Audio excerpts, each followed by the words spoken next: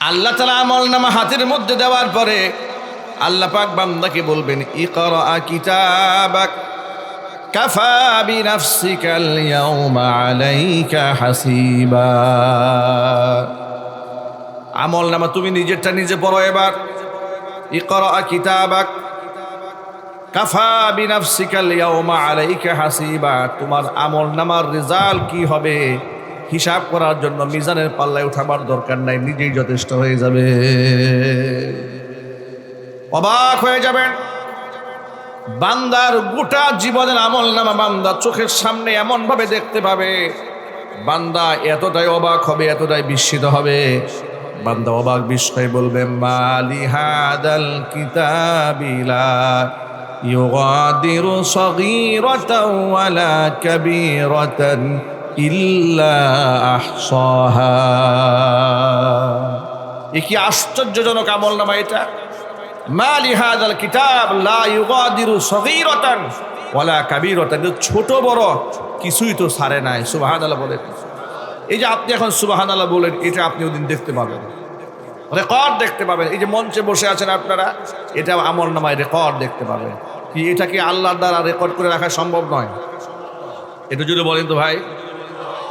সেই কোথাকার দ্বিতীয় বিশ্বযুদ্ধের এখনো পর্যন্ত বিশ্বের যুদ্ধের কিছু কাহিনী এগুলাতে রেকর্ডকৃত দেখা যায়। দেশ স্বাধীনতার পূর্বে সেই ভাষণ এখনো পর্যন্ত পাওয়া যায়। কথা বলেন না ভাই, ঠিক কিনা বলেন? শত শত বছরের ইতিহাস যদি মানুষই সংরক্ষণ করে রাখতে পারে ভিডিওর মাধ্যমে, আল্লাহ পাকের যে ক্যামেরা, আল্লাহ পাক যে মেমোরি ফেরেশতাদের হাতে দিয়ে রেখেছেন, যে সংরক্ষণের দায়িত্ব ফেরেশতাদেরকে দিয়েছেন, তাদের মেমোরি কি মানুষের তৈরি মেমোরি চাইতে দুর্বল? মানে আরো শক্তিশালী, আরো এতটা শক্তিশালী যে বান্দা এত অবাক হবে। মানুষ যেটাকে খুব তুচ্ছ মনে করেছে, যে এটাকে কোনো দামই দেয় নাই, কিন্তু কিয়ামতের মাঝে সেটাও সে দেখতে পাবে। সে নিজেও অবাক হয়ে বলবে, মালি হাদাল কিতাব, কি আশ্চর্য কিতাব এটা, লা ইউগাদিরু সগীরাতান, এটা কোনো ছোট্ট জিনিসও ছাড় দেয় নাই, ওয়ালা কাবীরাতান, বড়ও ছাড় দেয় নাই, ইল্লা আহসাহা, সব সংরক্ষণ করে রেখেছে। এ কি আশ্চর্যজনক আমলনামা! ইমানদার যদি এ কথা মন থেকে বিশ্বাস করে, সেই ইমানদার তাকে পাহারা দেওয়ার জন্য র্যাব লাগবে না, পুলিশ লাগবে না, ডিবি পুলিশ দিয়ে তাকে পাহারা দেওয়ার প্রয়োজন হবে না। কারণ হচ্ছে ইমানদার বিশ্বাস করে নিয়েছে, মা ইয়ালফিজু মিন কাউলিন ইল্লা লাদাইহি রাকিবুন আতীদ। মানুষ তার মুখ থেকে এমন কোনো শব্দ উচ্চারণ করে না, সংরক্ষণকারী ফেরেশতা যেটা সাথে সাথে রেকর্ড করে না রাখে। জোরে জোরে বলেন সুবহানাল্লাহ। রাতের আধারে যেখানে কেউ দেখতে পান না, সেখানে কে দেখতে পান? একেবারে জঙ্গলের গহীরে যদি আপনি চলে যান, পৃথিবীর কেউ যদি দেখতে না পায়, একজন দেখতে পান, তিনি কে? আল্লাহ পাক কোরআনে বলেন, ইন্নাল্লাহা লা ইয়াখফা আলাইহি শাইউন ফিল আরদি ওয়ালা ফিস সামা। আসমানে জমিনে কোনো কিছুই আমি আল্লাহ পাকের ইলমের বাহিরে থাকে না, আমার কাছে কোনো কিছু লুকায় থাকে না, সব কিছু আমি আল্লাহ পাক দেখতে পাই, আমার সামনেই সব ঘটে। আমি আল্লাহ তাআলা তোমাদের কৃতকর্ম সম্পর্কে গাফেল এবং উদাসীন নই। তোমাদের সব আমলনামার রেকর্ড আমি আল্লাহর কাছে আছে। সুবহানাল্লাহ করেন। কিয়ামতের দিন সব তোমাদেরকে দেখানো হবে। সুতরাং প্রিয় বন্ধুগণ, যেহেতু কিয়ামতের ময়দানে আল্লাহর সামনে দাঁড়াতে হবে, রাসূল পাক সাল্লাল্লাহু আলাইহি ওয়াসাল্লামের সামনে দাঁড়াতে হবে, কপাল তাদের খুলে যাবে যাদের প্রতি আল্লাহ পাক সন্তুষ্ট হবেন, যাদের প্রতি আল্লাহ রসুল সন্তুষ্ট হয়ে যাবেন। উম্মত হিসেবে স্বীকৃতি প্রদান করে নিজ হাতে হাউজে কাউসার পান করিয়ে সুপারিশ করে যাদেরকে জান্নাতে ঢোকাবেন, তাদের কপাল খুলবে। আর যাদের কাছ থেকে আল্লাহ নবী মুখ ফিরাই নেবেন, তাদের কপালে এমন আগুন লেগে যাবে যে আগুন নিভাবার জন্য কেউ থাকবে না। কিছু কিছু মানুষ থেকে স্বয়ং আল্লাহ তাআলা নিজেই মুখ ফিরাই নেবেন, আবার কিছু কিছু মানুষ থেকে আল্লাহ নবী নিজে মুখ ফিরাই নেবেন। কিছু কিছু মানুষের জন্য আল্লাহ রব্বুল আলামিন তার রসুলকে বলবেন এমুক অমুকের জন্য সুপারিশ করো। আল্লাহর নবী কিছু মানুষের জন্য সুপারিশ করবেন, আবার কিছু কিছু মানুষের ব্যাপারে আল্লাহ রব্বুল আলামিন নিজে মুখ ফিরাই নেবেন। জোরে কন্যা নাউজুবিল্লাহ। নবীজি কার থেকে মুখ ফিরাই নেবেন শোনেন।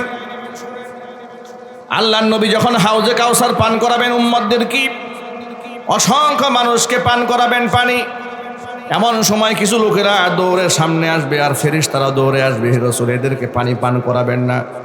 নবীজি বলবেন কেন? এরা তো আমারই উম্মত।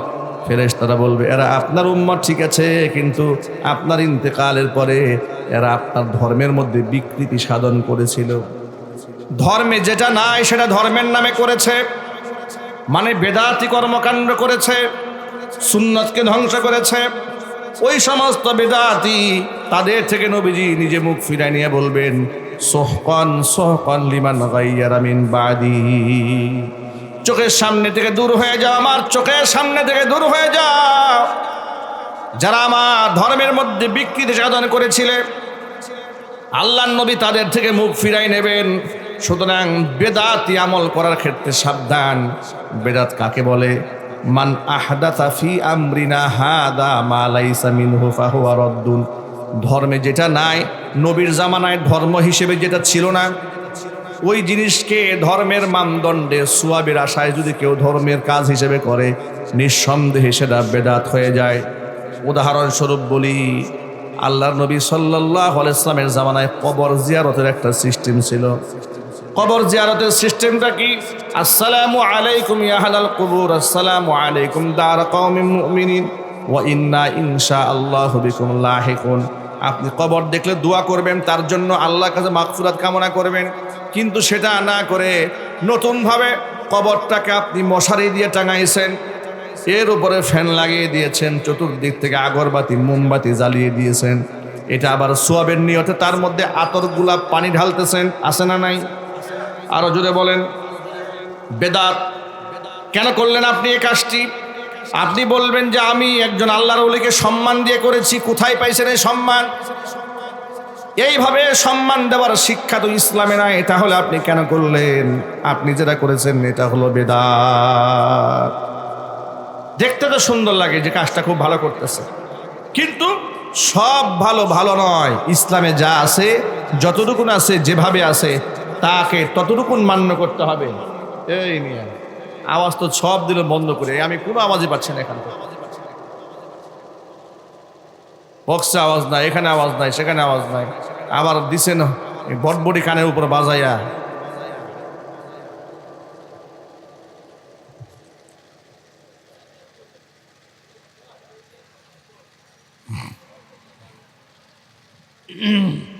প্রিয় ভাইরা আমার, তাহলে কবর জিয়ারতের সুন্নাত পদ্ধতি আছে না নাই? জোরে বলেন। কবর দেখলে কি বলতে হবে? আসসালামু আলাইকুম ইয়া আহলাল কুবুর, মনে থাকবে। আসসালামু আলাইকুম দার কওমিন মুমিনিন ওয়া ইন্না ইনশাআল্লাহু বিকুম লাহিকুন। দোয়াগুলা কবর দেখে পড়তে হবে। কবরবাসীর জন্য দোয়া করতে হবে। কার কাছে? কবরবাসীর জন্য আপনি দোয়া করবেন এই জন্য, কারণ কবরবাসীর নিজে করার জন্য কিছুই নাই। আমি যদি আল্লাহর কাছে তার জন্য কিছু চাই, তাহলে আল্লাহ তাআলা ইসালে সওয়াব, এই সওয়াবটা তার আমলনামার মধ্যে পৌঁছায় দিবে। এমনকি আপনার দোয়া আল্লাহর কাছে কবুল হয়ে সাথে সাথে কবরবাসীর কবর আযাবকে আল্লাহ মাফ করে দিবে। নবী করিম সাল্লাল্লাহু আলাইহি ওয়াসাল্লাম বলেছেন, ইস্তাগফিরু লি আখিকুম ফাইন্নাহু ইউসআলুল আন। কবরবাসীর জন্য, তোমাদের ভাই, তাদের জন্য দোয়া করো। ফাইন্নাহু ইউসআলুল আন, কবরে তাকে প্রশ্ন করা হবে। সুতরাং তার আসানির জন্য আল্লাহ যেন তার উপর রহমত নাজিল করে, তার জন্য দোয়া করো। সুবহানাল্লাহ। সেখানে এটা হচ্ছে সুন্নত পদ্ধতি। আপনি সেটা না করে কবর সামনে পেয়েছেন, একদম ডাইরেক্ট সেজদায় চলে গেছে। কবরে গিয়া চাওয়া শুরু করলেন, বাবা আমার ছেলে নাই, ছেলে দাও। বাবা আমার মেয়ে নাই, মেয়ে দাও। ব্যবসা বাণিজ্যে বরকত নাই, ব্যবসা বাণিজ্যে বরকত দাও। দোকানদারির মধ্যে বরকত দান করো। এই ভণ্ডামি দেশে নাই? কথা বলেন। এই ময়মনসিংহ মহাসড়কে ফসি পাগলার মাজার আছে না নাই? সেখানে গিয়ে দেখবেন লোকেরা কি পাগলামিগুলা করছে। আমার ব্যক্তিগত ড্রাইভার হওয়ার আগে আমি গাড়ি ভাড়া নিয়ে চলতাম। ওই সময় ময়মনসিংহে একটা মাহফিলে যাচ্ছি এক ড্রাইভারকে নিয়ে, উনি ওই মাজারের সামনে গাড়ি ব্রেক দিলেন। তো রেন্টে কার থেকে নিয়েছি, ড্রাইভার সাহেব গাড়ি ব্রেক দিয়েছে। আমি বাম পাশে বসা, বলে হুজুর 1 মিনিট দাঁড়ান, আসতেছি। আচ্ছা দাঁড়ান। দাঁড়িয়ে উনি গাড়ি থেকে নামলেন, নেমে উনি মাজারে ঢুকলেন, বেশ কিছু টাকা দিয়ে এরপরে তিনি আসলেন। আমি জিজ্ঞেস করলাম কোথায় গেলেন, বলে হুজুর এখানে একটা মাজার আছে, আপনি চেনেন না? বুঝে না, চিনি না। এখানে একটা মাজার আছে। কেউ কি মাজার? ওই নাম তো ফুসি পাগলার মাজার। বেশ ভালো কথা। তো আপনি গেলেন কেন, নামলেন কেন? নেমেছি, আমি যে উস্তাদের কাছে ড্রাইভিং শিখেছি, আমার উস্তাদ বলেছে রাস্তাঘাটে এই পাগল টাগলদের মাজার টাজার পাইলে কখনো খালি হাতে ফিরাত দিবা না, মাজারে গিয়ে টাকা টোকা দিয়ে যাইবা। আমি বললাম যে উস্তাদ এই নসিহতটা কেন করলো? বলে উস্তাদ বলেছে এই সমস্ত ওলিয়া উলিয়াদের মাজারে টাকা টোকা দিলে রাস্তাঘাটের সড়ক দুর্ঘটনা থেকে আল্লাহ বাঁচাই দেবে। কি আজীব আকীদা! আমি বললাম আমি যাচ্ছি ওয়াজে, আমার ড্রাইভারের এই আকীদা, আমার ড্রাইভারের এই আকীদা। হুজুর শুনেছি যে ওলিয়া উলিয়াদের মাজারে টাকা টোকা না দিলে রাস্তাঘাটে চাক্কা চুক্কা উল্টে যায়, এই জন্য আগে থেকে টাকা পয়সা দিলাম। ওই টাকা পয়সা দিয়ে কি ম্যানেজ করলাম? আহারে আকীদা, আহারে বিশ্বাস মানুষের! হারাম এবং শিরক, কুফরি আকীদা। মাজারে টাকা দেওয়ার সাথে ভালো মন্দের কোনো সম্পর্ক না। ওয়াল কদরি খাইরিহি ওয়া শাররিহি মিনাল্লাহি তাআলা। ভালো মন্দ কার পক্ষ থেকে আসে? আল্লাহর পক্ষ থেকে আসে। এই জন্য নিয়তের মধ্যে কখনো ভেজাল রাখবেন না, ইমানে বিশ্বাসে কোনোদিন ঘাটতি রাখবেন না। আল্লাহ আমাদের ইমানকে শিরিক মুক্ত রাখেন, জোরে কোন আমিন। আল্লাহ আমাদের আমলকে বেদাত মুক্ত রাখুন, জোরে কোন আমিন। আল্লাহর নবী এই সমস্ত বেদাতীদের কাছ থেকে মুখ ফিরাই নেবেন। আবার আরো কত প্রকারের বেদাত আছে। এই যে আমাদের পাড়া মহল্লার মসজিদগুলোতে আজানের সময় দেখবেন যেখানে শুধুমাত্র আজান দেওয়ার বিধান, ওই মাইকে আজান দেওয়ার পরিবর্তে আজান দেওয়ার আগে এতগুলো দোয়া দরুদ মাইকে পড়া হয়। কথা বলেন। কোন কোন জায়গায় নিয়মিত গজল বানিয়ে নিয়েছে। ফজরের আজান দেওয়ার সময় এক গাদা নানান তাসবিহাত তাহলিল পড়তেছে। এটাকে কন্টিনিউয়াস একটা ইবাদত বানিয়ে নিয়েছে। অর্থাৎ আজানের সময় উচিত ছিল শুধুমাত্র কি বলবে, শুধু আজান দেবে। কথা বলে না ভাই, ঠিক কিনা বলেন? রেওয়াজ বানিয়ে নিয়েছে। আজান দেওয়ার আগে কিছু বলে, আজান দেওয়ার পরে কিছু বলে। এভাবে ইসলামে যেটা নাই নতুন করে সংযোজন করে নিয়েছে। বিদআত করবেন না, এটা নিষিদ্ধ কাজ। এটা কত প্রকার বেদাত যে সমাজের মধ্যে আছে। জানাজার নামাজ শেষ হয়ে গেছে, জানাজা শেষ, আসসালামু আলাইকুম রহমতুল্লাহ, আসসালামু আলাইকুম রহমতুল্লাহ। এখন করণীয় কি বলেন? আপনাদের কাছ থেকে শুনি। জানাজা পড়লেন, মাইয়েতের জানাজা পড়া শেষ, দুদিকে সালাম ফিরিয়েছেন, এখন কি করবেন? এখন তাই কোথায় নিয়ে যাবেন? কবরে। কিন্তু কবরে না নিয়ে সালাম ফিরিয়ে সবাই লাশকে মাঝখানে রেখে গুল দিয়ে হাত দিয়ে দাঁড়াইছে, এরপরে হাত তুলে মোনাজাত শুরু করছে। এই দৃশ্য দেশে আসে না নাই? আওয়াজ দেখেন, এটা কি দেশে আসে না নাই? আচ্ছা, আপনি যদি সালাম ফিরে এই মাইয়েতের চতুর্পাশে দাঁড়ায় হাতই তুললেন, তো নামাজে দাঁড়ায় কি করলেন? আপনি যে নামাজে দাঁড়িয়েছিলেন তখন কি পড়ছেন আপনি তো নিজেও জানেন না।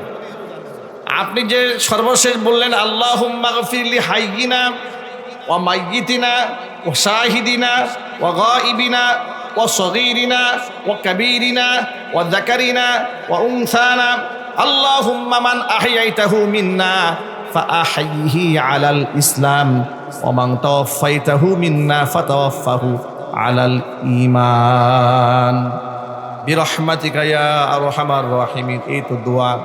আপনি তো দুয়ার মর্মই বুঝলেন না কেন? ও আরবিতে পড়েছেন এজন্য বুঝেন নাই। আল্লাহুম্মা গফিরলি হাইয়িনা, আল্লাহ তুমি আমাদের জীবিতদের উপর রহম করো। ও মাইয়িতিনা, মৃতদের উপর রহম করো।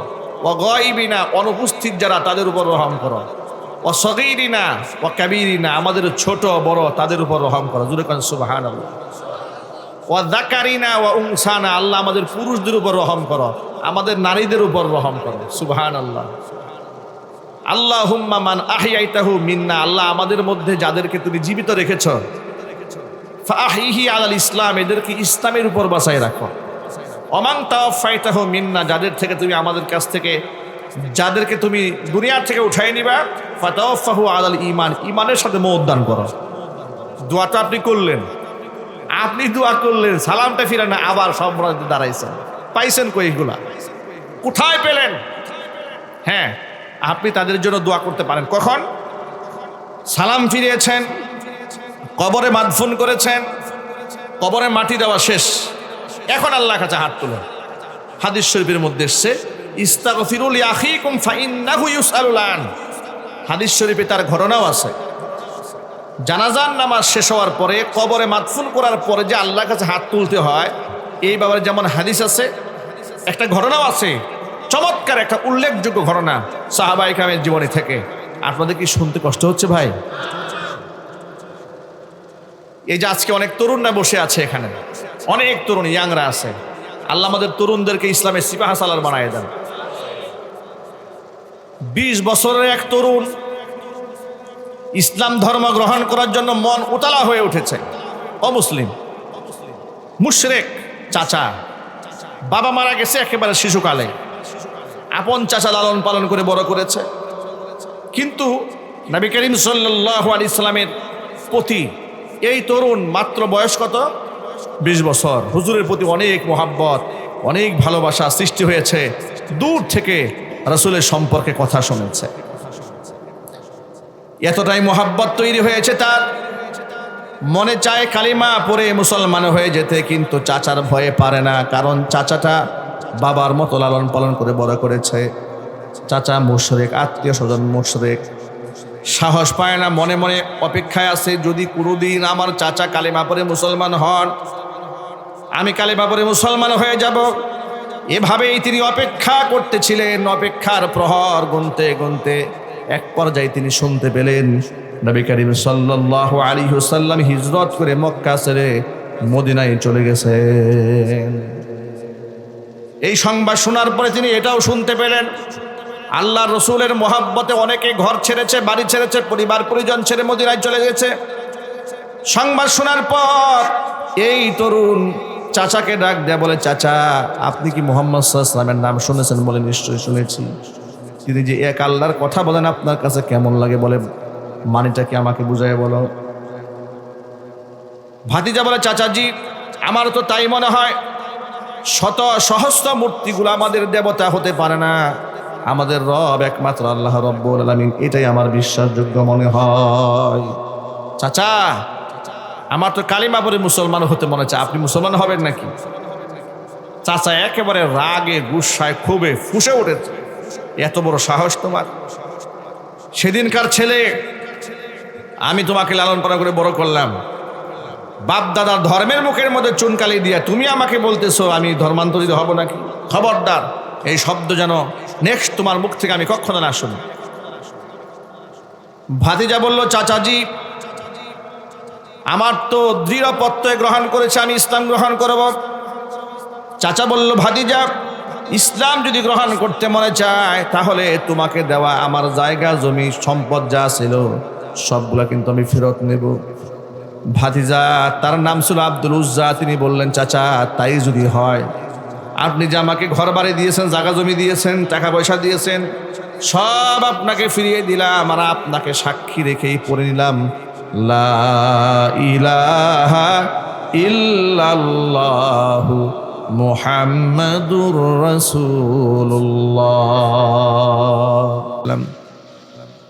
চাচার মেজাজ এত খারাপ হয়েছে, চাচা বলল, ভাতিজা তোমার এত বড় সাহস, আমাকে শুনায়া তুমি কালিমা গ্রহণ করলে, ধর্মান্তরিত হয়ে গেলে, বাপদাদার ধর্মের মুখের মধ্যে চুনকালি মাখলে শাস্তি কি হবে জানো?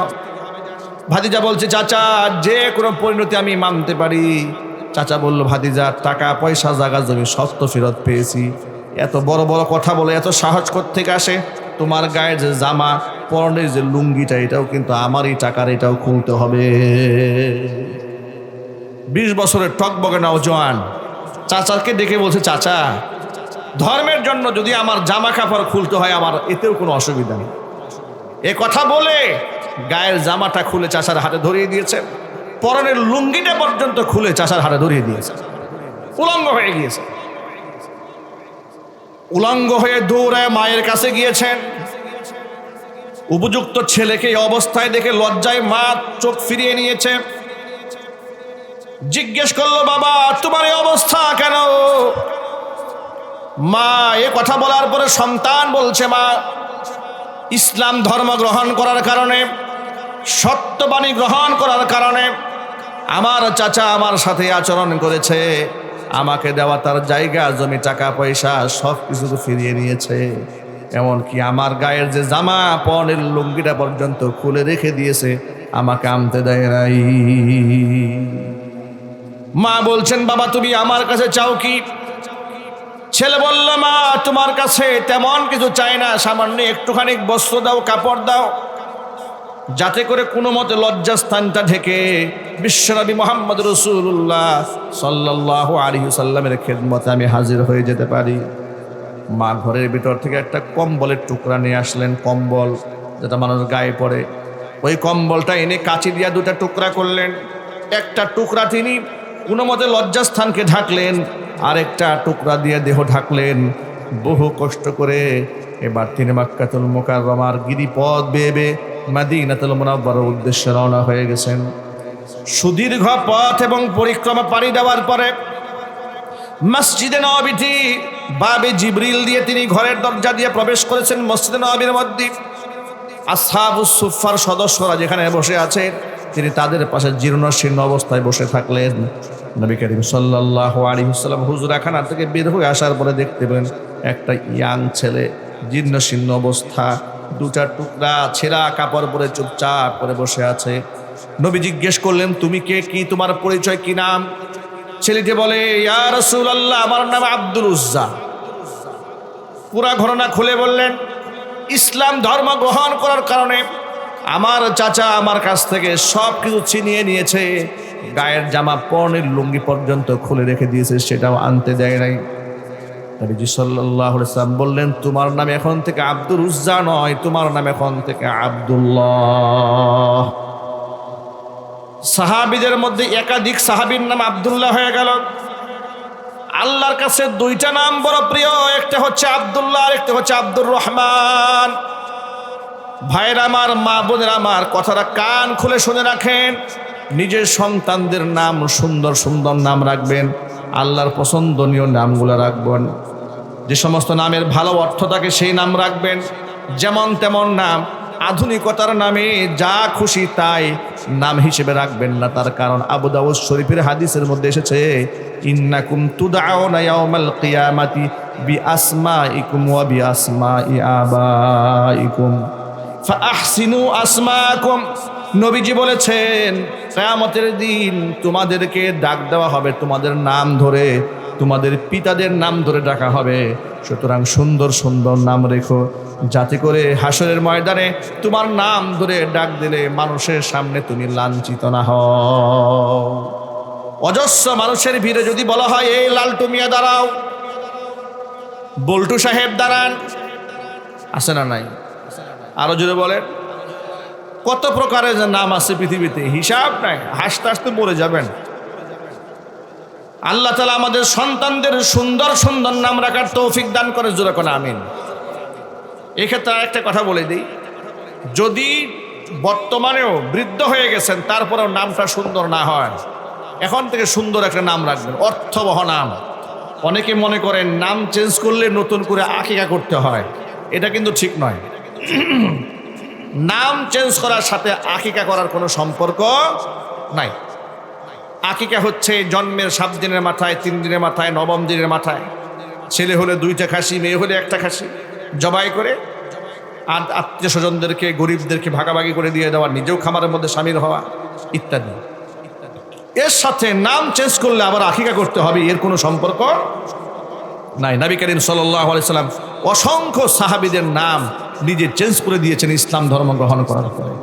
আবু হুরায়রা রাদিয়াল্লাহু তাআলা আনহুর নাম ছিল আব্দুস শামস, ইসলাম ধর্ম গ্রহণ করার পরে নবী নাম রাখলেন আব্দুর রহমান।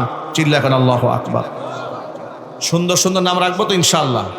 আলেমদের পরামর্শ নিয়ে অর্থবোধক নাম রাখবো ইনশাআল্লাহ। আল্লাহর নবী নাম রাখলেন আব্দুল্লাহ। এখন আব্দুল্লাহ তো অনেক, যেমন আব্দুল্লাহ ইবনে মাসউদ রাদিয়াল্লাহু তাআলা আনহু, আব্দুল্লাহ ইবনে আব্বাস রাদিয়াল্লাহু তাআলা আনহু, আব্দুল্লাহ ইবনে জুবাইর রাদিয়াল্লাহু তাআলা আনহু, এত আব্দুল্লাহ। এখন এত আব্দুল্লাহর মাঝে উনাকে ভিন্নভাবে চেনার উপায় কি? তখন তাকে একটা লকব দিয়ে দেওয়া হলো আব্দুল্লাহ জুল বিজাদাইন। বিজাদুন মানে হচ্ছে এক টুকরা কাপড়, বিজাদানি দুই টুকরা কাপড়। যেহেতু উনি দুইটা টুকরা কাপড় পরে ইসলাম ধর্ম গ্রহণ করে মদিনায় এসে হাজির হয়েছিলেন, সাহাবায়ে কেরাম তাকে আব্দুল্লাহ জুল বিজাদাইন নামে ডাকতেন। জোরে কোন আল্লাহু আকবার। 20 বছরের টকবগে নওজওয়ান আল্লাহর নবী আসহাবুস সুফফার সাথে তাকে মিলাই দিলেন এবং উপস্থিত সাহাবীদেরকে বললেন, সাহাবীরা আব্দুল্লাহ জুল বিজাদাইন নও মুসলিম, তাকে কোরআন তেলাওয়াত শিক্ষা দাও। সারা দিন ভরে তিনি কোরআন তেলাওয়াত শিক্ষা গ্রহণ করেন। রাতের বেলায় সারা রাত সাহাবীরা ঘুমায় গেলে তিনি ঘুমান না, রাত জেগে জেগে কোরআন তেলাওয়াত করেন। আর এত জোরে জোরে তেলাওয়াত করেন অন্য সাহাবীরা ঘুমাতে পারেন না। নবীজির কাছে নালিশ দেওয়া হলো, ইয়া রাসূলুল্লাহ, আপনার এই তরুণ সাহাবী তিনি কিন্তু রাতের বেলায় নিজেও ঘুমান না, অন্যদেরকেও ঘুমাতে দেন না, তিনি কোরআন তেলাওয়াত করেন জোরে জোরে, একটু নসিহত করেন সেজন্য একটু আস্তে আস্তে পড়ে। নবীজি বললেন, খবরদার আব্দুল্লাহ জুল বিজাদাইনের ব্যাপারে কোনো অভিযোগ দায়ের করবা না। ইসলামের জন্য তাকে অনেক ত্যাগ করতে হয়েছে, অনেক কোরবানি দিতে হয়েছে।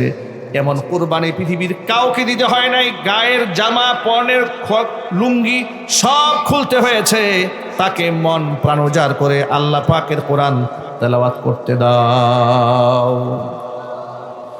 কোরআনে কারিমের আশিক এই সাহাবী আল্লাহর হাবিবের এমন আশিক, আল্লাহর পথে জীবনের সব কিছু বিসর্জন দেওয়ার পরেও মন ঠান্ডা হয় নাই। ইতোমধ্যে তাবুক যুদ্ধে যাওয়ার জন্য ডাক চলে এসেছে।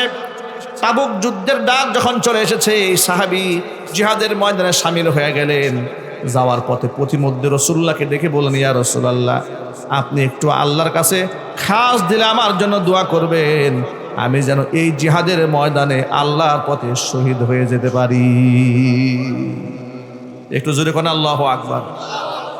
ও মুসলিম যুবক ভাইয়ের আমার, ইসলামের পথে জীবন দেওয়া সৌভাগ্যের লক্ষণ, এটা সৌভাগ্যের আলামত। আজকে বাংলাদেশের তরুণ সমাজ, যুব সমাজ তারা জেগেছে, তারাও এখন রক্ত দিতে শিখে গেছে। ইনশাআল্লাহ আগামীর বাংলাদেশ এই তরুণ সমাজ কোরআনের বাংলাদেশ বানিয়ে ছাড়বে ইনশাআল্লাহ। আল্লাহ যেন আমার তরুণ ভাইদেরকে কবুল করেন, জোরে বলেন আল্লাহুম্মা আমিন। ভাইরা আমার, তাবুক প্রান্তরে এই সাহাবী যাওয়ার সময় রাসূলুল্লাহকে বলেন, ইয়া রাসূলুল্লাহ, আল্লাহর কাছে একটু দোয়া করেন, আমি যেন আল্লাহর পথে শহীদ হয়ে যেতে পারি। নবীজি সাল্লাল্লাহু আলাইহি সাল্লাম কাঁচা গাছের একটা ছাল এনে সাহাবীর হাতের মধ্যে লাগাই দিলেন।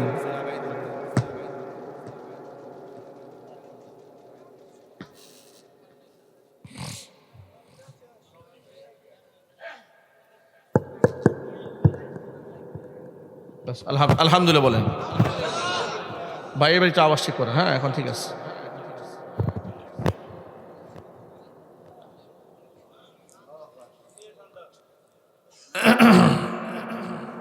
এখন বলি আমাদের সুন্দর করে আওয়াজটা ক্লিয়ার করে দেন। এখন মাথা এক সাইড মানে এই সাইড মানে ব্যথা হয়ে গেছে, ঠিক না ভাই? আমি কি একাই কষ্ট পাচ্ছিলাম না আপনারা কষ্ট পাচ্ছিলেন না? একদম বিদ্যুৎ এক অবস্থা। তবে এটা একটা অভিজ্ঞতা হয়ে গেল। নেক্সটে যখন প্রোগ্রাম করবেন তখন এই জেনারেটরটা দূরে সেট করতে হবে, ঠিক আছে? নারায়ণগঞ্জে এক মাহফিলে বক্তৃতা করার আগে প্রধান অতিথির বক্তব্য দিলেন এক ভদ্রলোক। আমার জীবনের একটি স্মরণীয় ঘটনা। মাদকের বিরুদ্ধে এমন ঝাঁঝালো বক্তব্য দিলেন তিনি, আমি খুব খুশি হয়ে গেলাম। আমি তার জন্য দোয়াও করলাম, ওয়াজেও বললাম, যাহারে এইরকম নেতা যদি জাতীয় সংসদে যেতেন রাষ্ট্রের কপাল ভালো হয়ে যেত। আল্লাহ পাক তাকে এবং তার পরিবারকে কবুল করেন। দোয়াটা শেষ করে ফেললাম। বয়ান শেষ করে স্টেজ থেকে নেমে যাওয়ার সময় স্টেজেরই এক ভদ্রলোক আমাকে এক কোনায় ডেকে নিয়ে বলেন, হুজুর, যে নেতার জন্য দোয়াটা করলেন, নেতারা চেনেন নাকি আপনি? আমি বললাম, না, আমি কোত্থেকে চিনবো, আমি আসছি গাজীপুর থেকে, উনার বাড়ি নারায়ণগঞ্জে। বলে, হুজুর, ইনি হচ্ছে আমাদের এলাকায় গোটা অঞ্চলের মাদকের 1 নম্বরের ডিলার। আমি হতবাক হয়ে গেলাম। বলেন কি ভাই? বলে, হ্যাঁ, উনি সিচুয়েশন বুঝেন, পরিবেশ বুঝেন, কোথায় কি বয়ান দেওয়া লাগে উনার চাইতে ভালো কেউ বুঝে না। এ নিজেই মদের ডিলার, মাদক ব্যবসায়ী, তার কারণে ছেলে মেয়েগুলো নষ্ট হয়ে যাচ্ছে। কিন্তু তার প্রভাব বড় মারাত্মক, পুস্টারে নাম দিতে হবে, তা না হলে খবর আছে। এই জন্য নাম দিয়েছি। উনি স্টেজেও আসলেন, সিচুয়েশন বুঝে আপনার মনটাও জয় করে নিলেন, সাধারণ মানুষের মনটাও জয় করে নিলেন, কিন্তু কিচ্ছু করার নেই। আমাদের প্রতিবাদ করার কোনো ভাষা আমাদের নাই। এমন নির্লজ্জ বেহায়া নেতাকর্মী দেশে আছে না? আরো জোরে বলতে হবে। ওই যে একজন ছিল 70-80 রাকাত নফল নামাজ পড়ে দৈনিক, ঠিক কিনা ভাই? পরে দেখি এই 70-80 রাকাত নফল নামাজ পড়া লোক উনি আবার মন্দিরে গিয়ে নাচানাচিও করে, হোলি উৎসবে মহিলাদের সাথে নাচে, আবার বলে দৈনিক 70-80 রাকাত নফল নামাজ না পড়লে তার নাকি ইবাদতটা এইভাবে অসম্পন্নই থেকে যায়। আল্লাহ আমাদের হেদায়েত দান করে। জোরে কোন আমিন, আরো জোরে কোন আমিন। যুবকের আজকে ওয়াদা করতে হবে, কোনো প্রকার মাদকের সাথে আমাদের সম্পর্ক থাকবে না। বলেন ইনশাল্লাহ। কোনো প্রকার তামাক জাতীয় খাদ্য আমরা খাবো না, ইনশাল্লাহ বলেন। তামাক কেন খান? বিড়ি খান কেন আপনারা কেউ? হ্যাঁ, এলাকায় মনে হয় একজনও বিড়ি খায় না।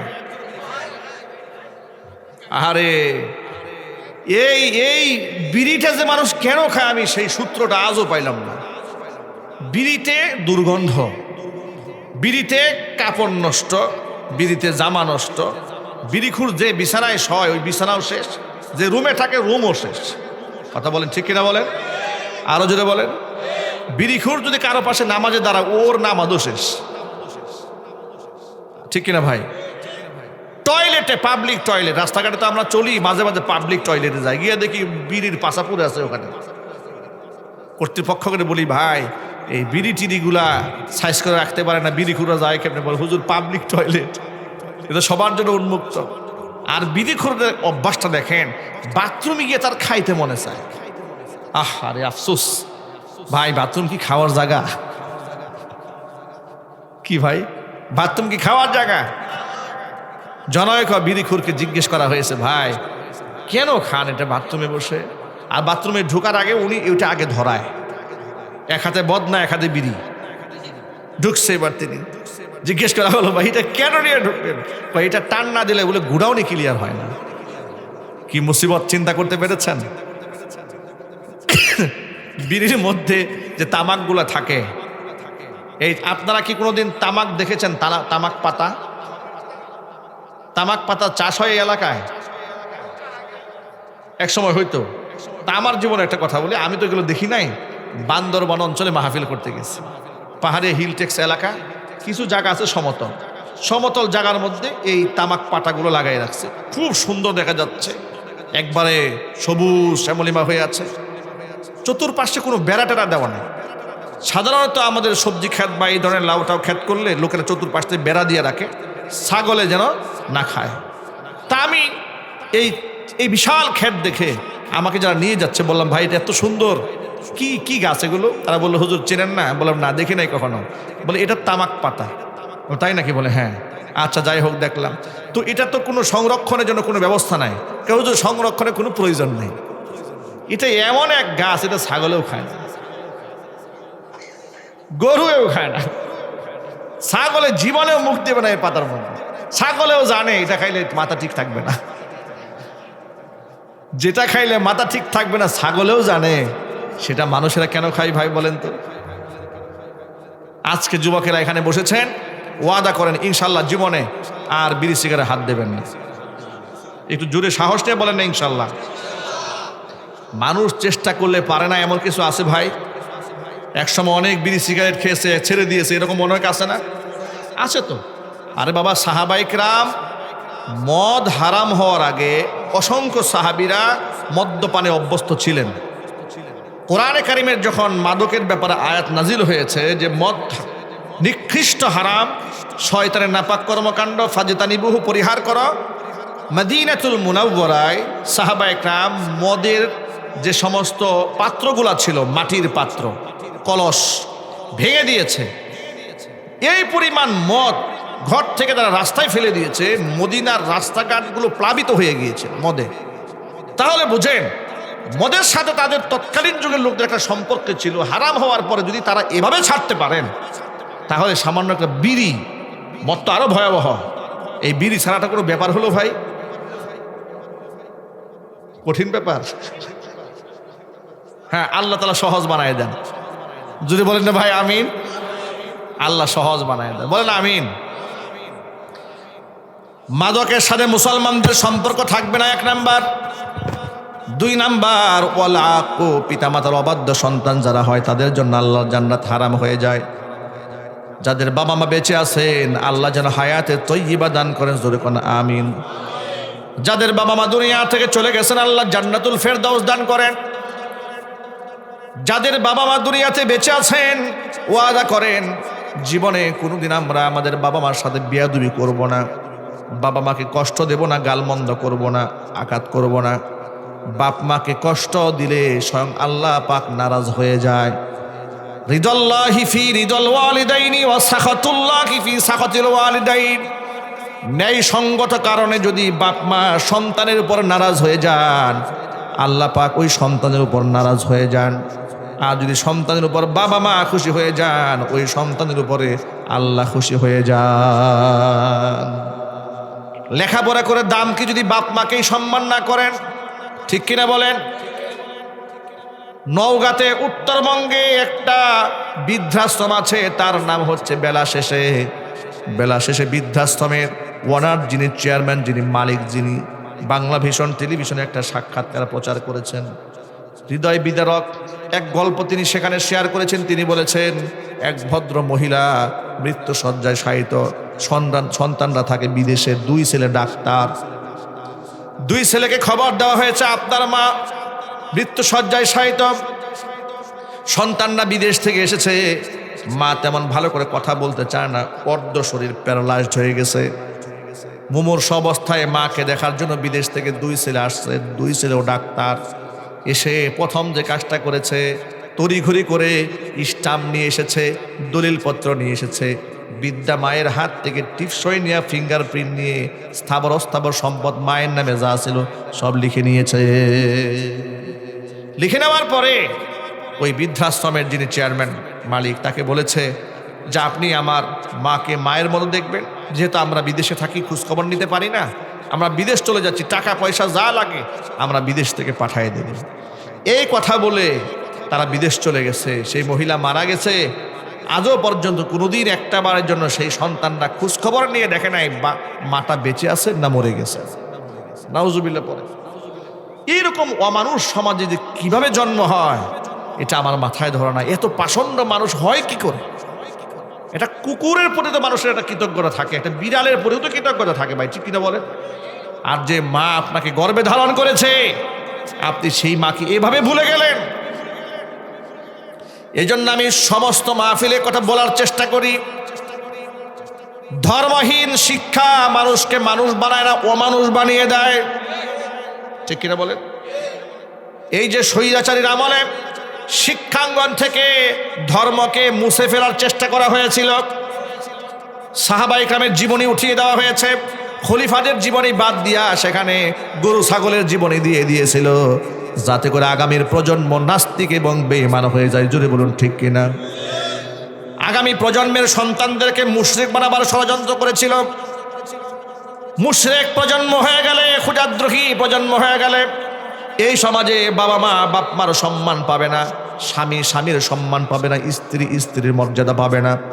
এই সমাজে এখনো পর্যন্ত বৃদ্ধ মানুষগুলা এবং বাবা মারা যতটুকু সম্মান পান এটা আলেমদের বয়ানের কারণেই পান, ঠিক কিনা বলেন? আলেমদের ওয়াজ নসিহত যদি না থাকতো তাহলে এই বৃদ্ধ মানুষগুলো এই সম্মান পেত না। জাপান এত উন্নত রাষ্ট্র, পৃথিবীর মধ্যে একটা মডেল রাষ্ট্র, সেই দেশেও বৃদ্ধ মানুষের কোনো সম্মান নাই। কুকুর বিড়াল নিয়ে জীবনের শেষ মুহূর্ত কাটায় বৃদ্ধাশ্রমে, এমনকি একাকী ঘরের মধ্যে থেকে বছরের পর বছর থেকে মরে পচে গলে হাড্ডি সার হয়ে যায়, সন্তানরা খোঁজখবরও নেয় না। উন্নত কান্ট্রি সব আছে, ইমান নাই। কিন্তু মুসলমান কোনোদিন এই আকীদায় বিশ্বাসী হতে পারে না। মুসলমান মনে করে আমার মা আমার বাবা আমার জান্নাতে যাওয়ার চাবি। কথা বলতে হবে, ঠিক কিনা? মাকে ভালোবেসে এই পৃথিবীতে হয়েছে যারা আজ ধন্য, পৃথিবীর সব সুখ আল্লাহর সন্তোষ শুধু তারই জন্য। মাকে ভালোবেসে এই পৃথিবীতে হয়েছে যারা আজ ধন্য, পৃথিবীর সব সুখ আল্লাহর সন্তোষ শুধু তারই জন্য। বায়েজিদ বোস্তামি খোদার হলো কত প্রিয়, সে যে মার ভালোবাসা দুয়ার কারণেই জেনে নিও। বায়েজিদ বোস্তামি খোদার হলো কত প্রিয়, সে যে মার ভালোবাসা দুয়ার কারণেই জেনে নিও। মার ভালোবাসা পেলে খোদার রহম মেলে, মার ভালোবাসা পেলে খোদার রহম মেলে। হবে তুমি জগৎ অনন্য, পৃথিবীর সব সুখ আল্লাহর সন্তোষ শুধু তারই জন্য। মাকে ভালোবেসে এই পৃথিবীতে হয়েছে যারা আজ ধন্য, পৃথিবীর সব সুখ আল্লাহর সন্তোষ শুধু তারই জন্য, পৃথিবীর সব সুখ আল্লাহর সন্তোষ শুধু তারই জন্য। আল্লাহ আমাদের মায়েদের নেক হায়াত দারাজ করেন, বাবাদের নেক হায়াত দারাজ করেন। আল্লাহ পাক আমাদের মৃত মা বাবার কবরগুলাকে বেহেশতের বাগান বানায় দেন। যাদের বাবা মা বেঁচে আছেন জান্নাতে যাওয়ার সিঁড়ি মনে করতে হবে। আমাদের বাবা মা আমাদের বেহেশতে যাওয়ার জরিয়া, ঠিক কিনা? বোঝা মনে করবেন না, জান্নাতে যাওয়ার সিঁড়ি। আল্লাহর হাবিব বলেছেন, আল জান্নাতু তাহতা আকদামিল উম্মাহাত, মায়ের পায়ের নিচে সন্তানের জান্নাত। এত সহজ নয়। নবীজি সাল্লাল্লাহু আলাইহি ওয়াসাল্লাম বলেছেন, তিন শ্রেণীর মানুষের জন্য আল্লাহর জান্নাত হারাম। এক নাম্বার হচ্ছে মদখোরের জন্য আল্লাহর জান্নাত হারাম। দুই নাম্বার পিতামাতার অবাধ্য সন্তানের জন্য জান্নাত হারাম। তিন নাম্বার ওই দায়ুস পুরুষ, যে পুরুষ তার অধীনস্থ নারীদেরকে বেপরদায় চালায়। এমন স্বামী এলাকায় আছে না নাই? এমন বড় ভাই এলাকায় আছে না নাই? এমন বাবা আছে না নাই? কি জবাব দেবেন হাসরের ময়দানে? দায়ুসের কাতারে যদি আল্লাহ পাক দাঁড় করে দেন, যদি জিজ্ঞেস করেন স্ত্রীকে কিভাবে চালিয়েছিল, জবাব দাও। আল্লাহর কাছ থেকে যদি প্রশ্ন আসে নিজের মেয়েকে কিভাবে চালিয়েছিল, জবাব দাও। অসংখ্য মায়েদের কানে আমার আওয়াজ শুনতে পাচ্ছেন, তারা এই কথা খুব পরিষ্কারভাবে শুনে রাখেন। একটি মেয়ে যখন কারিবুল বুলুগ হয়, মানে বালেগা হওয়ার কাছাকাছি বয়সে উপনীত হয়, তখন থেকেই তাকে মানসিক শারীরিক লজ্জাগুলো শেখাতে হয়, আদব কায়দা শেখাতে হয়, উড়না পড়া শেখাতে হয়, কার সামনে যাওয়া যাবে, কার সামনে যাওয়া যাবে না, কিভাবে কথা বলবে, কিভাবে কথা বলতে হবে না, এই কথাগুলো মাকে শেখাতে হবে তার সন্তানকে। কথা বলেন ঠিক কিনা? কিন্তু আমাদের অবস্থা এই দাঁড়িয়েছে, মেয়ে উঠতি বয়সের 12-13 বছর বয়স, উঠতি বয়সের মেয়েকে মা জিন্সের প্যান্ট কিনে দিয়েছে, 3 পিস না কিনে দিয়ে তাকে হিজাব এবং বুরকার মধ্যে না ঢেকে জিন্সের প্যান্ট কিনে দিয়েছে, এরপর একটা টি শার্ট কিনে দিয়েছে, ফতোয়া কিনে দিয়েছে, আধুনিক স্মার্ট বানিয়ে দিয়েছে। এই আধুনিক স্মার্ট নামক জাহান্নামের কিট বানিয়ে রাস্তায় ছেড়ে দিয়েছে। ছেড়ে দেওয়ার পর অসংখ্য যুবকদের লোলুপ্য দৃষ্টি তার উপর পড়েছে। কথা বলতে হবে ঠিক কিনা বলে? এই মেয়েটি কি করে রাবিয়া বস্রী হবে? এই মেয়েটি তো ভবিষ্যতে তসলিমা নাসরিন হয়ে যাবে, দুশ্চরিত্র লম্পট হয়ে যাবে। নিজেকেও জাহান্নামের লাকড়ি বানাবে, অসংখ্য যুবকদের চরিত্রকে সে ধ্বংস করে ফেলবে। আর এই জন্য কিয়ামতের দিন মা এবং বাবা উভয়কেই জাহান্নামে যেতে হবে। কথা বলতে হবে, ঠিক কিনা? অনেক যুবকেরা এমন আছেন নতুন বিবাহ করে বউর ছবি ফেসবুকে দিয়ে দেয়। আরে কপাল পোড়া! ফেসবুকে দিয়ে আবার বলে, প্রিয় দুস্থরা বন্ধুরা, আপনাদের নতুন ভাবে খাস দিলে দোয়া করবেন। আবার কিছু বেহায়া বুড়া আছে, এক যুগ পার হয়ে গেছে, এরপরে তারা এখন সুন্দর করে বিবাহ উৎসব পালন করে, বিবাহ বার্ষিকী। এই বুড়া নাই দেশে? স্বামী স্ত্রীর মতো সেজে, একবারে গহনা টহনা দিয়ে সেজে নাতিপুতির সামনে, এরপরে ঘরের মধ্যে বাসর সাজাইছে। এটা আবার ছবি তুলে ফেসবুকে ছেড়ে বলতেছে বিবাহের 20 বছর পার হয়ে গেল, এভাবেই যেন থাকতে পারে কিয়ামত পর্যন্ত দোয়া করবেন। আহারে কপাল পুরা! বেহায়া নির্লজ্জ! কথা বলেন, ঠিক কিনা বলেন? এই বেহায়া নির্লজ্জ চিন্তা করলো না, নিজের বউয়ের ছবি সাজাইয়া হাজার পুরুষকে তুমি দেখালে, কত পুরুষ কতভাবে মন্তব্য করেছে। আরে বাবা, যেই দেশে পাগল প্রেগনেন্ট হয়ে যায় রাস্তাঘাটে, কথা বলেন, ঠিক কিনা বলেন? কক্সবাজারে পাগল প্রেগনেন্ট, গর্ভে বাচ্চা, বাবা খুঁজে পাওয়া যাচ্ছে না। ঢাকা শহরে পাগল গর্ভে বাচ্চা নিয়ে ঘুরে বেড়াচ্ছে, পাগলি মা, বাবা খুঁজে পাওয়া যাচ্ছে না। মানুষ এত নিকৃষ্ট জানোয়ার যে সমাজের, পাগল ছাগল পেলে যেখানে ছাড়ে না। তোমার সুন্দরী বউয়ের ছবি হাজার পুরুষের সামনে তুমি ছেড়ে দিলা, তোমার লজ্জা হলো না? সুযোগ পেলে ওরা হায়নার মতো চিরে চিরে তোমার বউকে খাবে। কথা বলেন, ঠিক কিনা বলেন? হারাম করবেন না, দাইয়ুসের কাতারে নাম চলে যাবে। বউয়ের ছবি ফেসবুকে ছাড়বেন না, হারাম। মেয়ের ছবি ছাড়বেন না, উপযুক্ত বোনের ছবি ছাড়বেন না। কেন ছাড়েন? একটু বিবেককে জিজ্ঞেস করেন তো। আপনি কি মনে করেন আপনার ফ্রেন্ড লিস্টে যারা আছে, যারা এই মেয়েটাকে দেখবে, তাদের সবার চোখ ভালো, সবার মন ভালো? কোন সাহসে ছেড়েছেন? কেন ছাড়লেন? যত মানুষ এই চোখ দিয়ে তাকিয়েছে, চোখের জিনা হয় নাই, মনের জিনা হয়নি, কেন করলেন? মা বোনেরা সাবধান হয়ে যান, সাবধান হন। আমার যুবক ভাইদেরকে, পুরুষ গার্জিয়ানদেরকে আল্লাহ সচেতন হওয়ার তৌফিক দান করেন। কষ্ট পেলেন, আঘাত পেলেন, আল্লাহ রসুল কি বলেন শোনেন। আল্লাহর হাবিব বলেন, আলা কুল্লুকুম রাইন ওয়া কুল্লুকুম মাসউলুন আন রাইয়াতিহি। যে রেখো, আপন আপন জায়গায় সবাই কিন্তু দায়িত্বশীল। প্রত্যেকের দায়িত্বের ব্যাপারে আল্লাহর আদালতে জবাব দিতে হবে। ইমাম সাহেবকে তার মুক্তাদের ব্যাপারে জবাব দিতে হবে, মেম্বার চেয়ারম্যানকে তার নাগরিকদের ব্যাপারে জবাব দিতে হবে, বাবাকে সন্তানদের ব্যাপারে জবাব দিতে হবে, সংসারের যিনি কর্তা আছেন তার সদস্যদের ব্যাপারে অবশ্যই আল্লাহর কাছে তাকে জবাবদিহিতার কাঠগড়ায় দাঁড়াতে হবে। এজন্য নিজের স্ত্রী সন্তানদেরকে পর্দায় রাখা, এটা আমাদের দায়িত্ব। আল্লাহর নবী নিজে সেই দায়িত্ব কিভাবে পালন করেছেন একটা হাদিস শোনায় আপনাদেরকে। আমরা যখন বর্তমান সমাজে পর্দার কথা বলি, সুশীল নামক কিছু কুশীল আমাদেরকে বলে, হুজুর এই জামানায় এসে এত পর্দার কড়াকড়ি কথা বললেন না তো হুজুর, একটু ম্যানেজ ট্যানেজ করে নিয়েই চলতে হয় আমাদের। দিনকাল ভালো নাই, এত টাইট শরীয়ত এই দেশে এখন বর্তমানে চলে না, আছে না নাই? কথা বলেন হুজুর, এত টাইট টুট দিয়েন না, এই যে একটু ফ্লেক্সিবিলিটি রাখেন, যাতে করে একটু স্বাচ্ছন্দ্যে বউ পোলাপান নিয়ে একটু খাইতে পারে, চলতে পারি। আপনারা যেভাবে টাইট দেন, উপায় নাই, এগুলা করেন। আমি তাদেরকে বলি, প্রিয় ভাই, আমার টাইট দেওয়ার কি কোনো ক্ষমতা আছে? আমি কে ভাই আপনাকে টাইট দেওয়ার? আল্লাহ রসুলের জীবনটা আমাদের জন্য আদর্শ, ঠিক কিনা বলেন?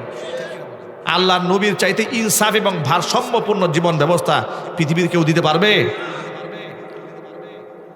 উম্মে সালামা রসুলের স্ত্রী, তিনি বলেন, হাদিসের বর্ণনাকারী তিনি, যে আমি দাঁড়িয়ে আছি হুজুরের হুজরাখানার সামনে, রসুলের আরেকজন স্ত্রী হাফসা রাদিয়াল্লাহু তাআলা আনহা তিনিও আছেন, আমরা দুজনে দাঁড়িয়ে আছি। এমন সময় রসুলের জন্মান্ধ একজন সাহাবী ছিলেন, নাম ছিল আব্দুল্লাহ ইবনে উম্মে মাকতুম রাদিয়াল্লাহু তাআলা আনহু, তিনি আমাদের সামনে এলেন। ইতিমধ্যে পর্দার আয়াত নাজিল হয়ে গেছে। পর্দার আয়াত নাজিল হওয়ার কারণে রসুল আমাদেরকে বলেন, ইহতাজিবা মিনহু, তোমরা এই আব্দুল্লাহ ইবনে উম্মে মাকতুম থেকে পর্দার আড়ালে চলে যাও। উম্মে সালামা বলছেন, ইয়া রাসূলুল্লাহ আলাইসা হুয়া আমা, সে তো অন্ধ মানুষ, লা ইউবসিরুনা ওয়ালা ইয়ারিফুনা, সে তো আমাদেরকে দেখতেও পারবে না, চিনতেও পারবে না, অসুবিধা কি? নবীজি সাল্লাল্লাহু আলাইহি ওয়াসাল্লাম তখন কি বললেন শোনেন, আফা আমিয়া ওয়ানি আনতুমা আলাস্তুমা তুবসিরানি। সে তো অন্ধ, তোমাদেরকে দেখবে না, কিন্তু তোমরা কি অন্ধ নাকি? সুবহানাল্লাহ। সে তো অন্ধ, তোমাদের দেখবে না, তোমরা দুজন অন্ধ, তোমরা তাকে দেখবে না। পর্দার আড়ালে চলে যাও, চিল্লা এখন আল্লাহু আকবার। প্রশ্ন হলো, নিজের স্ত্রীদেরকে কিভাবে পরপুরুষ থেকে আড়ালে রাখতে হয়, এর শিক্ষা আল্লাহ নবী নিজের জীবনে প্র্যাকটিক্যাল দেখিয়ে গেছেন। তিনি আমাদের জন্য মডেল, তিনি আমাদের আইকন, তিনি আমাদের আইডল, ঠিক কিনা বলেন? সুতরাং বিবাহের অনুষ্ঠানের নামে যে বেহায়াপনা, গায়ে হলুদের নামে যে অশ্লীলতা, গান বাজনা বাজানো, যদিও কাপাসিয়াতে এগুলো নাই, হ্যাঁ আছে না? হারাম। সবাই একটু জোরে বলতে হবে কি? আচ্ছা, মুসলমানের বিয়ে আপনি গায়ে হলুদের নামে বক্স লাগাই দিলেন, বিরাট উচ্চ আওয়াজে গান বাজালেন। জীবনের এত পবিত্র একটা বন্ধন হতে যাচ্ছে, আপনি পবিত্র বন্ধনের শুরুতে হারাম দিয়ে স্টার্ট করলেন। আপনি বরকত কেমনে আশা করেন? কেন আপনার সংসারে মারামারি গুতাগুতি হবে না? আপনি বলেন। আপনি তো হারাম দিয়ে সংসার শুরু করেছেন, কথা বলতে হবে, ঠিক কিনা বলেন? আপনি বিবাহের মধ্যে খুতবাও পড়েন নাই, একজন আলেম এনে বিবাহের খুতবা দেওয়ার নাই, মুবারক অনুষ্ঠানের জন্য আল্লাহর কাছে দোয়াও করেন নাই। আপনি এলাকার সব আত্মীয়স্বজনকে দাওয়াত দিয়েছেন, এক একজনে পার্লারিং করে সব পুরি সেজে পরপুরুষের সামনে ঠ্যাং ঠ্যাং করে ঘুরে বেড়াচ্ছে, আর লোকেরা দেখে দেখে বিরাট সোয়াব কামাচ্ছে। খাবার আয়োজন করেছে, নারী পুরুষের পর্দার কোনো পার্টিশন নাই, ভাগাভাগি নাই, সব এক জায়গায় বসিয়ে দিয়েছে। মাঝে মাঝে আমাদের হুজুরদেরকে দাওয়াত দেয়, আমি আগে খোঁজখবর নেই। যেখানে পর্দার পার্টিশন থাকে না, যেখানে নারী পুরুষের সুন্দর ব্যবস্থা না থাকে, ওই সময় অনুষ্ঠানে আমরা দাওয়াতও গ্রহণ করি না। আপনাদেরকে বলি, যে জায়গায় আপনার শরীয়ত মেনটেন হবে না, সেখানে আপনার দাওয়াতে অংশগ্রহণ করা জায়েজ না। আপনি ওই দাওয়াত গ্রহণ করবেন না, সাফ জানিয়ে দেবেন আমি দাওয়াত গ্রহণ করব, শরীয়ত বিরোধী কোনো কাজ হবে কিনা আগে বলে দাও। যদি হয় আপনি যাবেন না, কোনো খাতিরের দরকার নাই। আল্লাহর কসম, লা তাআতা লি মাখলুকিন ফি মাসিয়াতিল খালিক। স্রষ্টাকে নারাজ করে সৃষ্টিকে খুশি করার কোনো সুযোগ ইসলামে নাই। আপনি মনে মনে ভাববেন আমার দুস্থ নারাজ হয়ে যাবে, আমার চাচা নারাজ হবে, আমার দাদা নারাজ হবে, দেখার টাইম নাই। আমাকে দেখতে হবে আমার আল্লাহ নারাজ হয়ে যায় কিনা। কথাটা মনে থাকবেন ভাই ইনশাআল্লাহ। কেন বললাম? আল্লাহ রসুল নিজে বলেছেন ওই দায়ুস পুরুষের জন্য আল্লাহর জান্নাত হারাম, যে দায়ুস পুরুষ তার অধীনস্থ নারীদেরকে অশ্লীলভাবে চালায়। প্রসঙ্গক্রমে বলি, এই শীতের মৌসুম এসেছে, এখন দেখবে বিভিন্ন স্কুল থেকে, কলেজ থেকে, বিশ্ববিদ্যালয় থেকে শিক্ষা সফরের নামে বিভিন্ন অঞ্চলে গাড়িবহর যাচ্ছে পর্যটন এলাকাতে। যেমন ঢাকা থেকে যাচ্ছে, গাজীপুর থেকে যাচ্ছে, কক্সবাজারে চলে যাচ্ছে, বান্দরবানে চলে যাচ্ছে, সেন্ট মার্টিনে যাচ্ছে, ঠিক কিনা? ছেলে মেয়েরা একাকার হয়ে এক বাসের মধ্যে যাত্রা শুরু করে। এই বাস্তবতা কি বাংলাদেশে আছে না নাই? ডিজে গান বাজাচ্ছে, বাসের মধ্যে নাচতেছে, গাচ্ছে, ছেলে মেয়ে একসাথে ডান্স করতেছে। নির্লজ্জ বেহায়া। এমনকি টিচার, যে শিক্ষককে দায়িত্ব দেওয়া হয়েছে, সেই শিক্ষক তার ছাত্রীর সাথে ডিজে গান করে নাচতেছে বাসের মধ্যে। আল্লাহর কসম, যে শিক্ষক পিতৃ সমতুল্য মর্যাদা রাখে, ছাত্রী তার মেয়ের মতো কন্যা সমতুল্য ছাত্রীর সাথে ডিজে গানে পার্টির মধ্যে যে শিক্ষক নাচে, কসম সে শিক্ষক নয়, সে লম্পট বদমাস। এই লম্পটদের হাতে আপনাদের মেয়েদেরকে ছাড়বেন না। মেয়ে পিকনিকে যাবে, হারাম। কার সাথে যাচ্ছে? একটা মেয়ের জন্য তার মাহারাম পুরুষ ছাড়া গায়রে মাহারামের সাথে সফরে বের হওয়া হালাল না হারাম? এখানে ফুকাহা ইকরাম আছেন, মুফতিরা আছেন, আপনাদেরকে একটা মাসালা বলে দেই। ফরজ হজ, এটা কি শুধু পুরুষের জন্য নাকি নারীর জন্য ফরজ হয়? যদি সে টাকা পয়সার মালিক হয়, নারীর উপরে ফরজ। কিন্তু নারীর উপরে ফরজ হবে শর্ত সাপেক্ষে। সেই শর্ত কি? সেই মাহারাম পুরুষ ছাড়া সফরে যেতে পারবে না। হজে যাবে, মাহারাম পুরুষ থাকতে হবে। উমরায় যাবে, মাহারাম থাকতে হবে। যদি কোনো প্রকারের মাহারাম পুরুষ তারা না থাকে, আল্লাহর কসম, হজে যাওয়ার কোনো বিধান একাকী যাওয়ার জন্য তার থাকবে না। একা একা সে হজে যেতে পারবে না, প্রয়োজনে বদলি হজ করাই দেবে, কিন্তু সে মাহারাম পুরুষ ছাড়া যেতে পারবে না। অনেক ট্রাভেলস মালিকরা আছে অসৎ, দুইটা পয়সা ধান্দা করার জন্য বলে, ভাবি টেনশন নিয়ে না তো, ভাবি আমি তো আছি আপনার ভাইয়ের মতো। কি এই বদমাশগুলো দেশে আসে না নাই? আপনি টেনশন নিয়েন না, ওই যে কলিমুদ্দিন আপনার ছেলের বয়সের, ও তো আপনার ছেলের মতোই আর কি। কি কাজ হবে? না না, হবে না। মাহরাম পুরুষ থাকতে হবে, নিজের স্বামী, নিজের ছেলে, নিজের ভাই, নিজের ভাগিনা, নিজের ভাতিজা, মাহরাম যাদের সাথে বিবাহ হারাম, এইরকম শক্ত গার্জিয়ান ছাড়া মেয়েরা সফরে যেতে, হজের সফরে যেখানে অনুমোদন নাই সেখানে পিকনিক তো জায়েজই আছে নাকি? পিকনিকে চলে যাচ্ছে, বান্দরবান যাচ্ছে, কক্সবাজারে যাচ্ছে, খাগড়াছড়ি যাচ্ছে, কার হাতে ছেড়ে দিয়েছে মেয়েটাকে? আপনি একজন সচেতন গার্জিয়ান, বাবা মা, আপনার যুবতী মেয়েটাকে ছাড়লেন বাসে, কার সাথে ছেড়েছেন? সুতরাং এই জিনা ব্যভিচারের সমস্ত পাথেয় আপনি তুলে দিয়েছেন, ঠিক কিনা?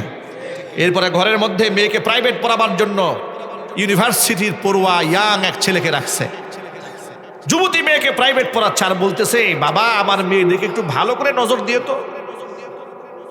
আরে পাগল কি আর গাছে ধরে? একটা যুবতী মেয়েকে একটা যুবকের সামনে ছেড়ে দিয়েছে, শিয়ালের সামনে মুরগিকে ছেড়ে দিয়ে বলতেছে শিয়ালকে মুরগিটা একটু ভালো করে দেখাশোনা করে রাখো। কথা বলেন না ভাই, ঠিক কিনা জোরে বলেন? হারাম। কে আপনাকে পারমিশন দিয়েছে? কথাগুলো শক্ত হলেও মনে রাখতে হবে। নবীজি বলেছেন লা ইয়াখলুওয়ান্না রাজুলুম বিইমরাআতিন ইল্লা সালিসুহুমা শাইতান। একাকী কোনো একটা ছেলে মেয়ে যদি এক জায়গায় বসে, সেটা হোক ঘরে, হোক সে বাহিরে, হোক সেটা পার্কে, হোক সেটা সমুদ্র সৈকতের পারে, যেখানেই হোক না কেন, ওরা আর সেখানে দুজন থাকে না, মাঝখান দিয়ে একজনে ঢুকে যায়। কে ঢুকে? নবীজি বলেন এই শয়তান মাঝখান দিয়ে ঢুকে। এদেরকে যতক্ষণ পর্যন্ত ব্যভিচারের মধ্যে লিপ্ত না করবে ততক্ষণ পর্যন্ত শয়তান এদের পিছু ছাড়বে না। এই জন্য যত গার্জিয়ানরা এই কথাগুলো শুনলেন, আল্লাহ যেন মৃত্যু পর্যন্ত কথা মনে রাখার তৌফিক দান করেন।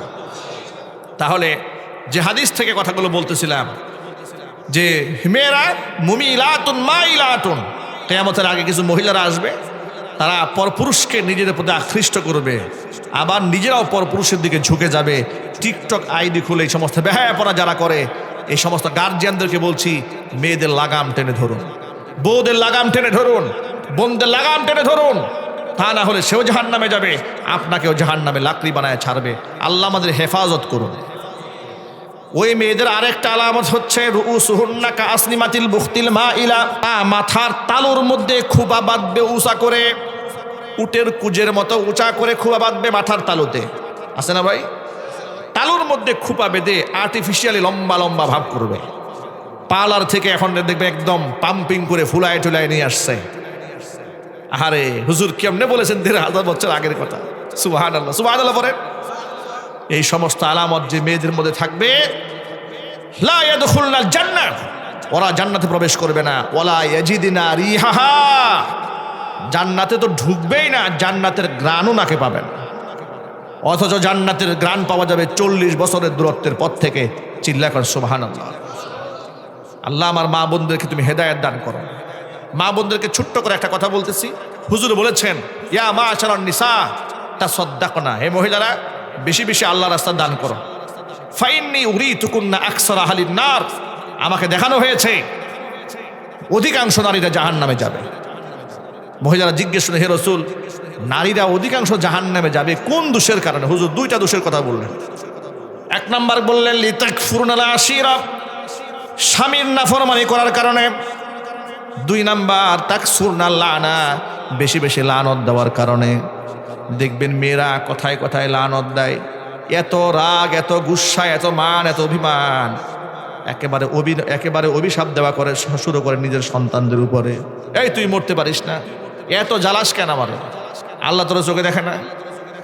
এগুলো বলে কি না? বলবেন না। অনেক সময় রাগে গুসায় নিজের উপরে লানত দেয়, এই সংসার আল ভাল লাগে না, আল্লাহ আমার উঠায় নিয়ে যাও। হারাম, বলবেন না, লানত দেবেন না। আর প্রথম স্বামীর নাফরমানি করা। নবী করিম সাল্লাল্লাহু আলাইহি সাল্লাম বলেছেন মেয়েদের কি একটা বাজে অভ্যাস, ১০-১২ বছর সংসার করে, একদিন স্বামী স্ত্রীর মধ্যে ঝগড়া হয়েছে, মুখের উপর বলে ফেলে তোমার সংসারের সুখ কি জিনিস আমি চোখে দেখলাম না। আর একটা কমন ডায়লগ আছে, বলবো? সেই কমন ডায়লগ হলো একমাত্র আমি দেখে তোমার সংসারটা করলাম। ঠিক কিনা যেটা বলেন?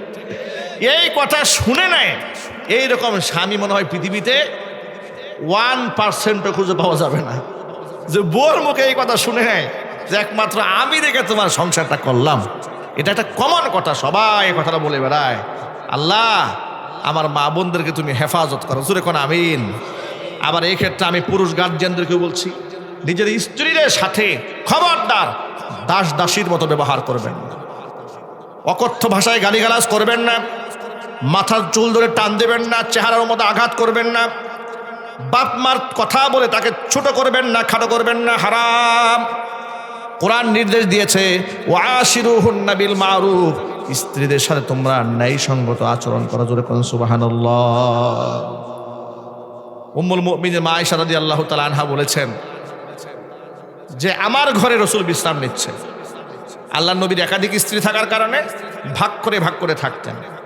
অন্য স্ত্রীর ঘর থেকে ছোট্ট পিয়ালার মধ্যে কিছু হাদিয়া পাঠিয়েছে, এটা আমার খুব গায়রতে লাগছে। সতীনের ঘর থেকে খাবার আসছে আমার ঘরে, কেন আসবে কেন? আমি এখন রাসূলকে খেদমত করছি, গায়ে লেগেছে, ইগোতে লেগেছে, প্রেস্টিজ ইস্যু হয়ে দাঁড়িয়েছে, আসার দিয়ে পাত্র ভেঙে ফেলেছে।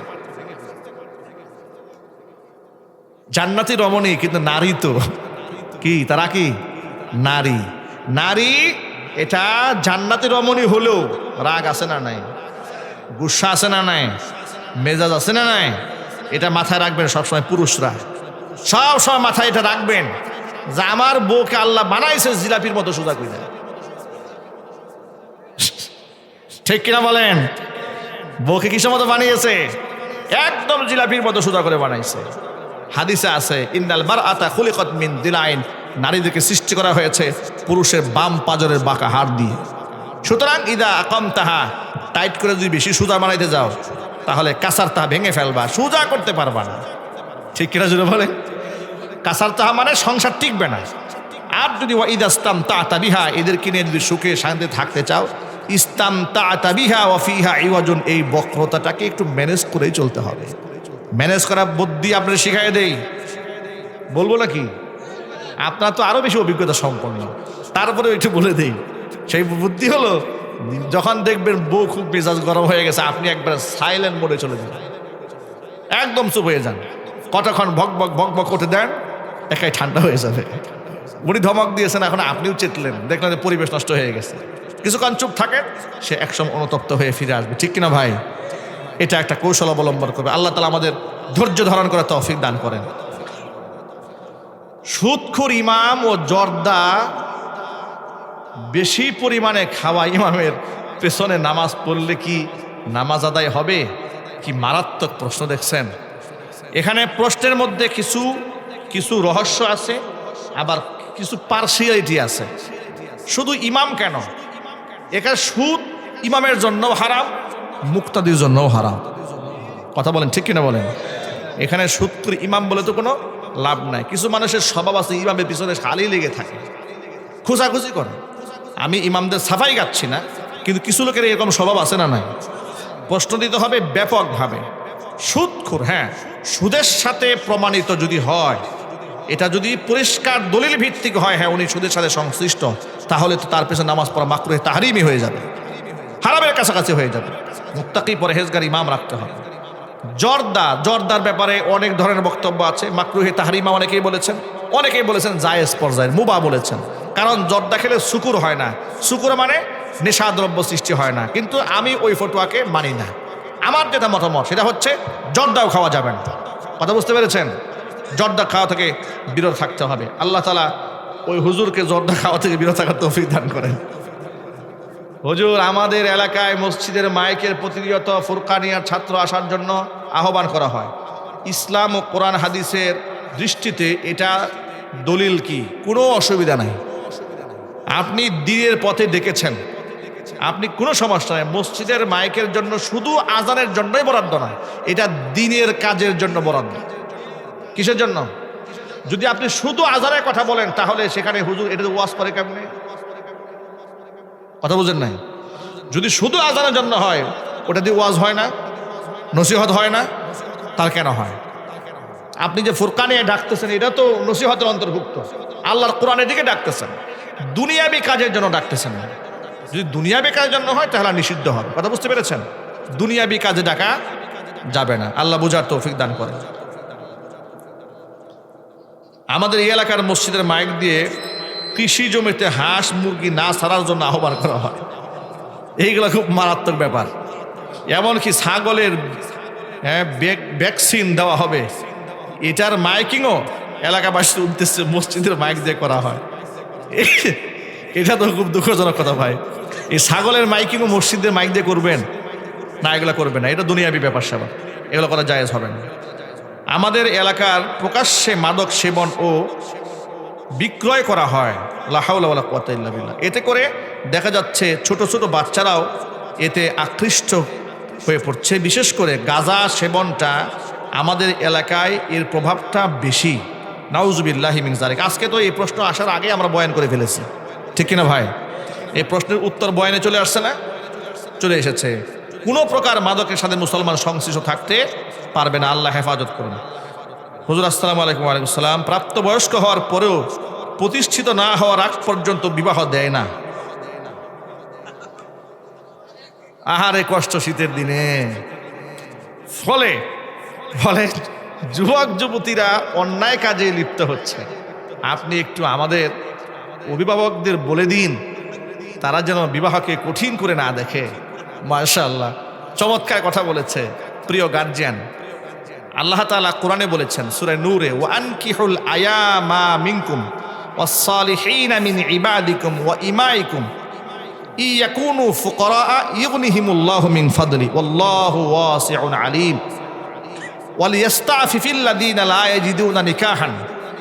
আল্লাহ রাব্বুল আলামিন কোরআন মাজিদে বলেছেন, হে গার্জিয়ানরা, তোমরা তোমাদের অধীনস্থ আজাদকৃত স্বাধীন এবং গোলাম দাসদাসী বিবাহের উপযুক্ত হলে এদেরকে বিবাহ করায় দাও। অর্থনৈতিকভাবে এরা একটু দুর্বল হলেও ভয়ের কোনো কারণ নাই। ইয়াকুনু ফুকারা, যে এরা দরিদ্র হয়, বিবাহ করার ফলে ইগনিহিমুল্লাহু মিন ফাদলি, আমি এদেরকে সচ্ছল বানাই দেব। আর জোরে বলেন সুবহানাল্লাহ। সুতরাং বিবাহকে কঠিন করা যাবে না, এটা সহজ করতে হবে। বিবাহকে কঠিন করার কারণে সমাজের মধ্যে জিনা ব্যভিচার হচ্ছে, সমাজের মধ্যে আপনার অবৈধ প্রেম ভালোবাসা হচ্ছে।